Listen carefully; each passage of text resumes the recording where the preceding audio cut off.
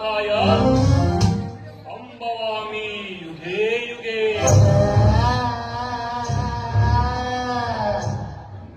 ಯಾವಾಗ ಸೃಷ್ಟಿಯಲ್ಲಿ ಅಧರ್ಮವು ತಾಂಡವಾಡುತ್ತದೆಯೋ ಆವಾಗ ಶ್ರೀಕೃಷ್ಣ ಅವತರಿಸಿ ಅಧರ್ಮವನ್ನು ಧರ್ಮದಿಂದಲೇ ವಿನಾಶ ಮಾಡುತ್ತಾನೆ. ಆದರೆ ಈ ಇನ್ಸ್ಪೆಕ್ಟರ್ ಪ್ರತಾಪ್ ಅಧರ್ಮವನ್ನು ಧರ್ಮದಿಂದ ಅಷ್ಟೇ ಅಲ್ಲ, ಅವಶ್ಯಕತೆ ಬಿದ್ದರೆ ಅಧರ್ಮದಿಂದಲೂ ಸಂಹಾರ ಮಾಡುತ್ತಾನೆ ಈ ಇನ್ಸ್ಪೆಕ್ಟರ್ ಪ್ರತಾಪ್. ಸಮಾಜದಲ್ಲಿ ನಡೆಯುವ ಕೊಲೆ, ಸುಲಿಗೆ, ದರೋಡೆಗಳನ್ನು ಹತ್ತಿಕ್ಕಲು ನ್ಯಾಯ, ನೀತಿ, ಧರ್ಮ ಅಂತ ಪ್ರಯತ್ನ ಪಟ್ಟರೆ ನಮ್ಮ ಡಿಪಾರ್ಟ್ಮೆಂಟ್ ನಮಗೆ ಕೊಡುವ ಸಂಬಳ ಏನು ಗೊತ್ತಾ? ಟ್ರಾನ್ಸ್ಫರ್. ಈ ಭ್ರಷ್ಟ ಸರ್ಕಾರಗಳ ಕೈಗೊಂಬೆಯಾಗಿರುವ ನಮ್ಮ ಡಿಪಾರ್ಟ್ಮೆಂಟ್ ನಮ್ಮನ್ನು ಟ್ರಾನ್ಸ್ಫರ್ ಎಂಬ ಕೆಡ್ಡಾಗಿ ಭ್ರಷ್ಟಾಚಾರದ ಅಮಲಿನಲ್ಲಿ ತೇಲುವಂತೆ ಮಾಡುತ್ತಾರೆ ಆ ಭ್ರಷ್ಟಾಚಾರಿಗಳಿಗೆ. ಆದರೆ ಇನ್ಸ್ಪೆಕ್ಟರ್ ಪ್ರತಾಪ್ ಒಂದಲ್ಲ ಎರಡಲ್ಲ 16 ಟ್ರಾನ್ಸ್ಫರ್ ಪಡೆದುಕೊಂಡರು. ಎಚ್ಚರಿಕೆಯಿಂದ ಆ ಭ್ರಷ್ಟಾಚಾರಿಗಳು ಚಾಪೆ ಕೆಳಗಡೆ ನುಗ್ಗಿದ್ರೆ ನಾನು ರಂಗೋಲಿ ಕೆಳಗಡೆ ನುಗ್ಗಿ ಅವರನ್ನು ಹೆಡೆಮುರಿ ಕಟ್ಟದೆ ಬಿಡೋದಿಲ್ಲ ಈ ಇನ್ಸ್ಪೆಕ್ಟರ್ ಪ್ರತಾಪ್. ಭಕ್ತರು ಕನುಮನ ಧನದಿಂದ ದೇವಸ್ಥಾನ ಮಂದಿರಗಳಿಗೆ ಆಭರಣಗಳನ್ನು ಕಾಣಿಕೆಯಾಗಿ ಕೊಟ್ಟರೆ ಅದೇ ಆಭರಣಗಳನ್ನು ಲೂಟಿ ಮಾಡಿ ದೇವರ ಬಗ್ಗೆ ಅಪನಂಬಿಕೆ ಬರುವ ಹಾಗೆ ಮಾಡುತ್ತಿದ್ದಾರೆ ಕೆಲವು ಖದೀಮರು. ಅಂಥದೇ ಪ್ರಕರಣದ ಜಾಡು ಹಿಡಿದುಕೊಂಡು ಇಲ್ಲಿಗೆ ಬಂದಿದ್ದೇನೆ. ಮಿಸ್ಟರ್ ರಾಘವ್, ಎಲ್ಲಿದ್ದೀರಿ? ಹೊರಗೆ ಬನ್ನಿರಿ. ಯಾರಿದ್ದೀರಿ ಒಳಗೆ? ಮಿಸ್ಟರ್ ರಾಘವ್, ಬನ್ನಿ.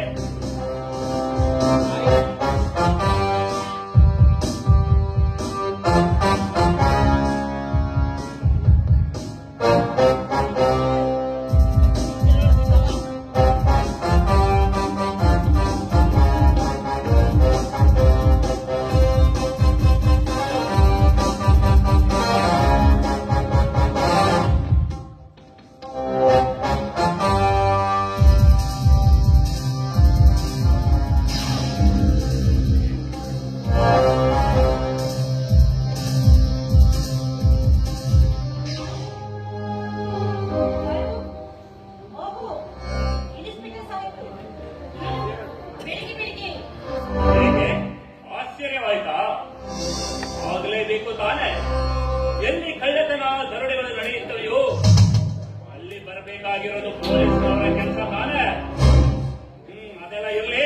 ಎಲ್ಲಿ ನಿಮಗೆ ಪ್ರತಿ ಮಹಾಶಯ ರಾಘವ್ ಕರೆದೆ ಕರೆದೆ.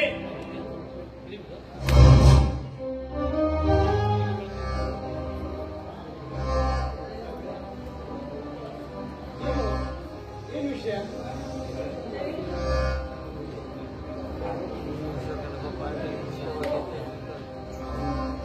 ಏನು ಎತ್ತ ಅನ್ನೋದನ್ನ ಆಮೇಲೆ ಹೇಳ್ತೇನೆ. ಒಂದು ಮನೆಯೆಲ್ಲ ಸರ್ಚ್ ಮಾಡ್ರಿ.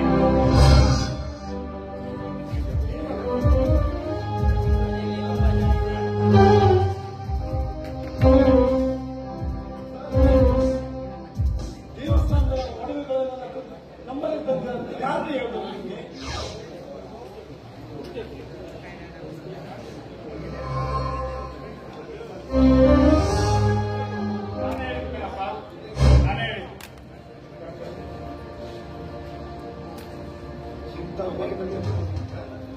ನಮ್ಮ ಮನೆಯಲ್ಲಿ ದೇವಸ್ಥಾನದ ಒಡವೆಗಳನ್ನು ತಂದಿದ್ದಾರೆ. ಯಾಕಪ್ಪ? ಎಂತವ್ರ ಹೊಟ್ಟೆಯಲ್ಲಿ ಎಂತ ಹುಟ್ಟಿಕೆ ಯಾಕೋ ಇಂತ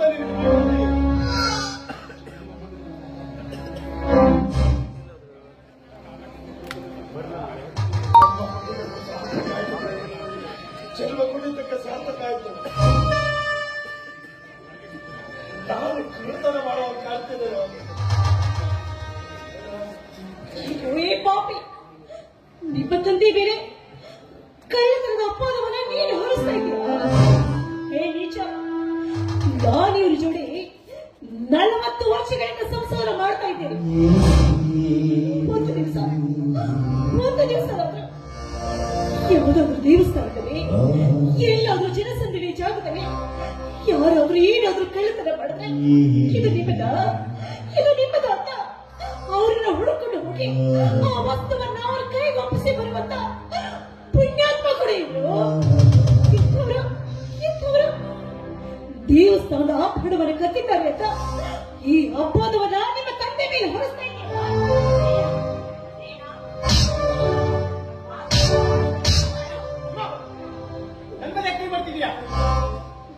ಅಥವಾ ದೇವಸ್ಥಾನದ ಒಡವೆ ಎಲ್ಲ ಕದ್ದು ಮನೇಲಿಡೋದನ್ನ ನಾನೇ ನೋಡಿದ್ದೀನಿ.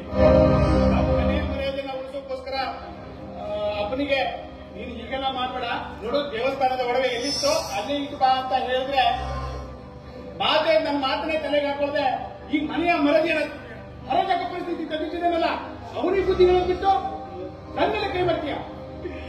ಅವನಿಗೆ ಏನು ಹೇಳ್ಬೇಡ ಅಂತಿತ್ತ, ಏನು ಹೇಳ್ಬೇಡ ನೀನು. ಅವನು ನಮ್ಮ ಮಾತನ್ನ ಕೇಳೋ ಸ್ಥಿತಿಯಲ್ಲಿಲ್ಲ. ಈಗ ನನಗೆ ಕಳತನದ ಅಪ್ಪದ ಹೊಂದಿ ನಿನಗೆ ಕಳಿಸ್ತೇವೆ ಅಂತ ಅಂದ್ರೆ ನಾನು ಅದಕ್ಕೂ ಹೋಗ್ತೇನೆ ಮಗನೆ. ನಿನಗೆ ಸಮಾಧಾನ ಆಯ್ತಲ್ಲ, ಅದರ ಮೊದಲು ಒಂದು ದೊಡ್ಡ ವಿಷ ಕೊಟ್ಟಿದ್ರೆ ನಾವೆಲ್ಲ ಸತ್ತು ಬಿಟ್ಟಿದ್ದೆ.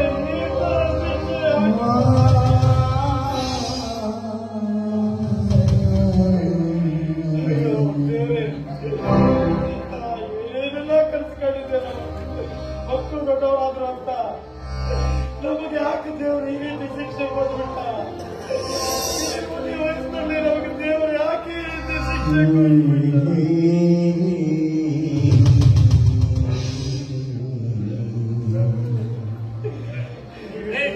ಸ್ಟಾರ್ಟ್ ಮಾಡ್ರಿ, ಇದನ್ನೆಲ್ಲ ಕೇಳ್ತಾ ಕೂತ್ಕೊಳ್ಳಕ್ಕೆ ನಮ್ಗೆಲ್ಲ ಟೈಮ್ ಇಲ್ಲ.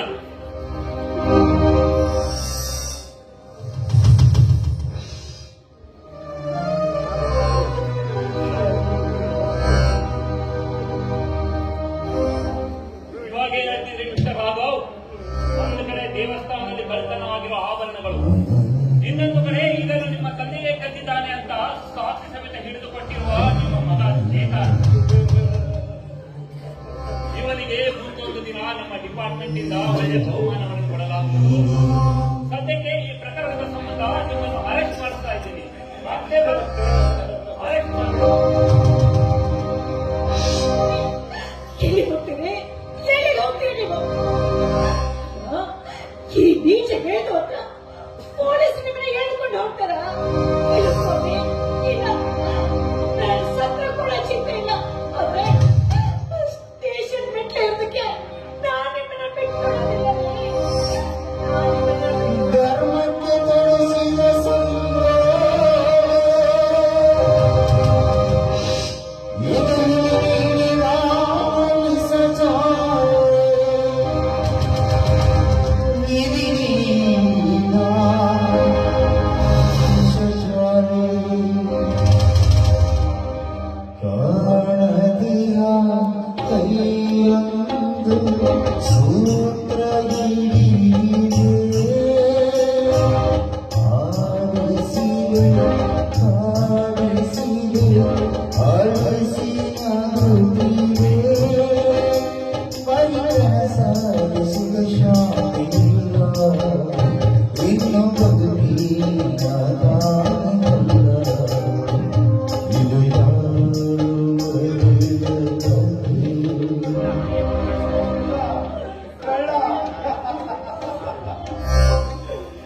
ಸುತ್ತ ಹೃದಯಿಸುವುದು ಪಿತ್ತ ಗಳಿಸಿದ ಪುಣ್ಯದಿಂದ ಅಂತ. ಯಾವ ಜನ್ಮದಲ್ಲಿ ಏನು ಪಾಪ ಮಾಡಿದ್ವೋ ಏನೋ ಗೊತ್ತಿಲ್ಲ. ಈ ಪಾಪಿ ಒಟ್ಟಿಗೆ ನಾವೇ ಕಾರಣವಾಗ್ಬಿಟ್ವಿ. ಮುಪ್ಪಿನ ಕಾಲದಲ್ಲಿ ಅಪ್ಪನಿಗೆ ಆಶ್ರಯ ಆಗ್ತಾರೆ ಅಂತ ತಿಳ್ಕೊಂಡಿದ್ದೆ. ಆದ್ರೆ ಬೇರೊಬ್ಬರಿಗೆ ದಾಸನಾಗಿ ಈ ತರ ಖಂಡಿತ ತಿಳ್ಕೊಂಡಿರಲಿಲ್ಲ ಸೀತ. ಕರುಳನ್ನ ಕತ್ತರಿಸಿ ನೀನು ಅವನಿಗೆ ಜನ್ಮ ಕೊಟ್ಟೆ. ಆದ್ರೆ ಅಪ್ಪನ ಕೊರಳನ್ನ ಸುತ್ತಿ ಬಲವಂತವಾಗಿ ಕಬ್ಬಿಣದ ಕೋಳಿಗಳಿಗೆ ಸಿಗ್ತಾ ಇದ್ದಾನೆ. ಇವನ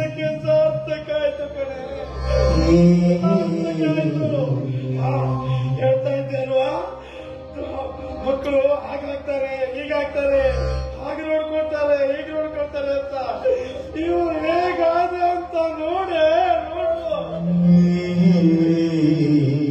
ನಾನು ಕಳ್ಳನಂತೆ ದೇವಸ್ಥಾನದ ಒಡವೆಗಳನ್ನ ಕದ್ದಿದ್ದೀರಂತೆ. ನನಗೆ ಈ ಪೊಲೀಸರು ಕರ್ಕೊಂಡು ಹೋಗ್ತಾ ಇರೋದಕ್ಕೆ ದುಃಖ ಆಗ್ತಿಲ್ಲ ಕಡೆ.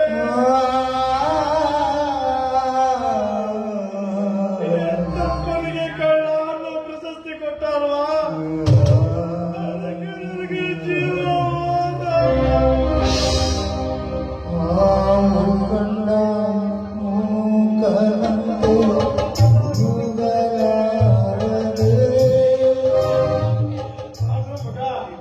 ಒಂದು ಮಾತು ಮಾತ್ರ ನೆನ್ಪಿಟ್ಕೋ, ಒಂದು ಮಾತು ಮಾತ್ರ ನೀನ್ ನೆನ್ಪಿಟ್ಕೋ.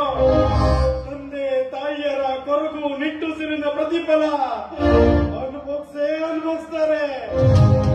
ಆದ್ರೂ ನನ್ನ ಮಗ ನೀನು ನಿನಗೆ ಒಳ್ಳೇದೇ ಆಗ್ಲಿ.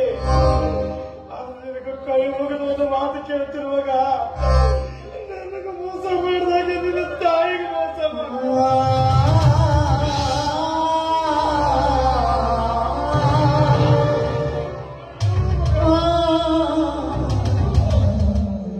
ಅವಳಿಗೆ ನಾನು ಕಣ್ಣೀರು ಹಾಕಿದವರಲ್ಲ, ಇಂಥ ಕಾಲಕ್ಕೆ ಕಣ್ಣೀರು ಹಾಕ್ತಾ ಇದ್ದಾಳೆ. ನಾನು ಹೋಗು ಮೇಲೆ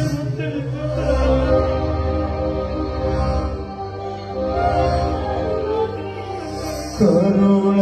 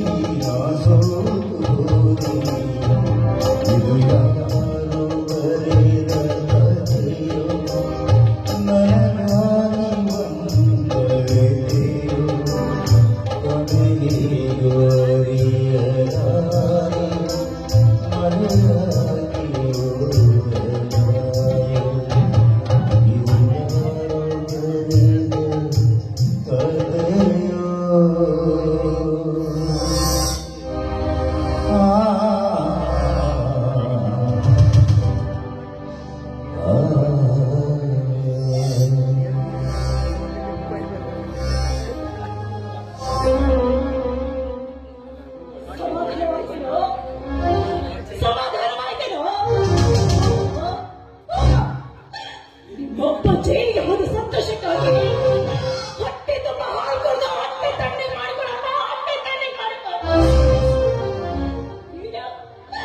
ನೀನು ನಾ ಹೆತ್ತ ಮಗನೇನು ನಿಜ. ಮದುವೆಯಾದ ಬಸ್ಸನ್ನೇ ನಮಗೆ ಮಕ್ಕಳೇ ಆಗಿಲ್ಲ. ಕಿಂಡ ದೇವರಿಗೆಲ್ಲ ಹರಕೆ ಹೊತ್ತನು. ನಿಮ್ಮಪ್ಪ ನನಗೆ ಮಗ ಹುಟ್ಟುಬಿಟ್ಟ, ನನಗೆ ಮಗ ಹೊಟ್ಟುಬಿಟ್ಟ ಅಂತ ಅದೆಷ್ಟೊಂದು ಸಂತೋಷ ಪಟ್ಟನು. ಹೆತ್ತ ಕರುಣ ತಂದಗೆ ಕಿಂತ ದ್ರೋಹ ಮಾಡ್ದಿಲ್ಲ. ನೀನು ನನ್ನ ಮಗನ, ಹೆತ್ತ ಮಗನೇನೋ ನೀನು. ಪಾಪಿ, ನಾ ಹೆತ್ತ ಮಗ ಎಂಥ ಕೆಲಸ ಮಾಡ್ತೀನಿ ಅಂತ ನನಗೆ ಮುಂಚೆ ಗೊತ್ತಾಗುತ್ತೆ. ನಿನ್ನನ್ನು ಹುಟ್ಟಿದ ಕ್ಷಣನೇ ಹೊಟ್ಟೆದ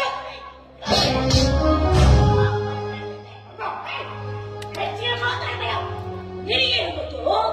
ನಿನಗೇನು ಗೊತ್ತು ನಿಮ್ಮಪ್ಪನ ಬಗ್ಗೆ? 40 ವರ್ಷ ಆದ್ಮೇಲೆ ಸಂಸಾರ ಸಾಕ್ತಿದ್ದ ನಾನು ಕಣ. ನಾನು ಕಷ್ಟದಲ್ಲಿ ಬರ್ರಿ, ಸುಖದಲ್ಲಿ ಬರ್ರಿ, ನನ್ನ ಮಕ್ಕಳು ಸುಖವಾಗಿರ್ಬೇಕು, ದೊಡ್ಡ ವಿದ್ಯಾವಂತರಾಗಬೇಕು, ನಮ್ಮ ಸಂಸಾರವನ್ನ ಉದ್ಧಾರ ಮಾಡಬೇಕು ಅಂತ ಹಗಲು ರಾತ್ರಿ ಇಡದೆ 9 ಊಟ ಮಾಡಿ ನಿನ್ನೆಲ್ಲ ಸಾಗೆ ಬೆಳೆಸಿದ್ರು. ತಮಗೆ ನೀ ಕೊಟ್ಟ ಕಾಣಿಕೆ ಇದೇನು? ಇಲ್ಲ, ಇದು ನನ್ನ ಮಗನಲ್ಲ, ನನ್ನ ಮಗನಲ್ಲ, ನನ್ನ ಬಾಲ್ಯವಿದೆ ಕಣ. ನೀನು ನನ್ನ ಬಾಲ್ಯವಿದೆ. ನಿನ್ನಂಥ ಮಗನನ್ನ 9 ತಿಂಗಳು ಹೆತ್ತು ಮತ್ತು ಸಾಗಿ ಸಲುವುದಕ್ಕಿಂತ ಈ ಹಾಳು ಹೊಟ್ಟೆ ಪಂಚೆಯಾಗಿದ್ದರೆ ಸಾವಿರ ಪಾಲು ಮಿಗಿಲಿತ್ತು. ಯಾಕೋ